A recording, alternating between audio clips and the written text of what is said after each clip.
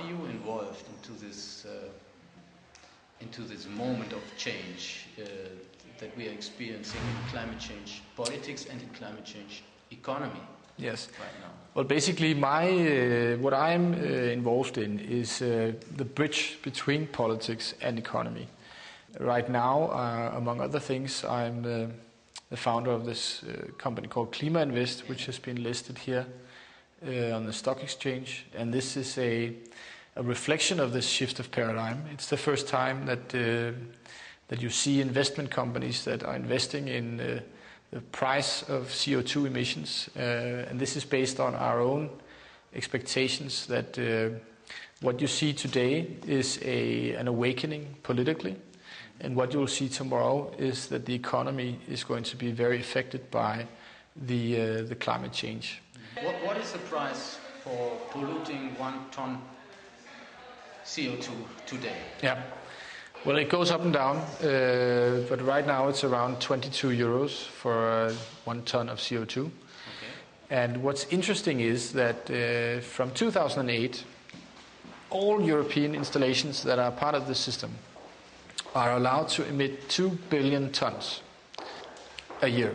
A year. Yeah. Starting with the year 2008. Okay. 2 billion tons in Europe. Yeah. All polluters, including aviation? No, this is the people or the installations that are part of the system, and they represent what you can measure today, and that's 46% of the pollution. So what you're missing is the next phases. You will bring in aviation, you will bring in transportation. The interesting outlook is that if we really have to make a change, then this is far too high, the roof on emissions. Mm-hmm. And we foresee that... that means it's not strong enough. No, it's a good start. It gives too much space. Yeah. When you say it's far too high. It's not ambitious enough. It's not ambitious enough, yes. So what we see happening in 2009, where you have the very big climate convention here in Copenhagen. Yeah, the summit. Mm-hmm. You'll see strong forces trying to make it more ambitious. And we foresee that the limit of CO2 emissions will be lowered even further. Mm-hmm. And it starts politically, and what we foresee is it will become economic. Mm-hmm. So you will see new industries growing. You will see the investment community investing in clean technologies to a much higher degree than you see today. So what wouldn't be realistic today will be realistic within 2 to 3 years. And it's a question of the economics. So politicians, they create a meaning. The investment community create the reality. There's a limit to what politics can do. Realistically spoken. No, because there's not a limit to what the economy can do. But politics is a question of short term. It's always the vote and the vote and the vote. And what we're discussing now is, our children's vote and their children's vote. So this is a much larger issue. And I would advocate that when the economy becomes tuned in to this new paradigm, then things will change. Whereas I don't have the same,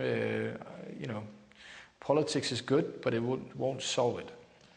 And 2 actors are better than 1, so let's hope that they both do it. Mm-hmm. Last question, what do you think about cool it, this climate change debate? Be slow, don't hurry, no stress. Yeah. It's very healthy, isn't it? Bjørn Lomborg's new book? I mean, basically, Bjørn Lomborg is a very exciting personality. But like all intelligent people, you learn every day. Yeah. And I believe that he has learned a lot since he wrote this book. So this is his new one.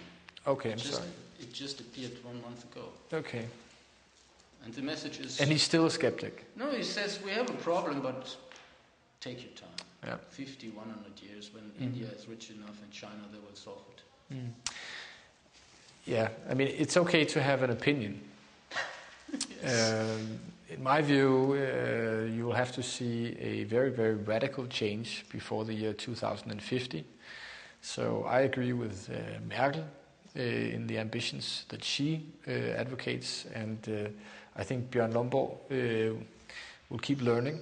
I respect opinion, but I also respect that people change, and my own view is that Bjørn Lomborg has changed his perception since his first book. Yes. So I'll just look forward to reading his third book. Okay. Tak skal du have. Yeah. All right.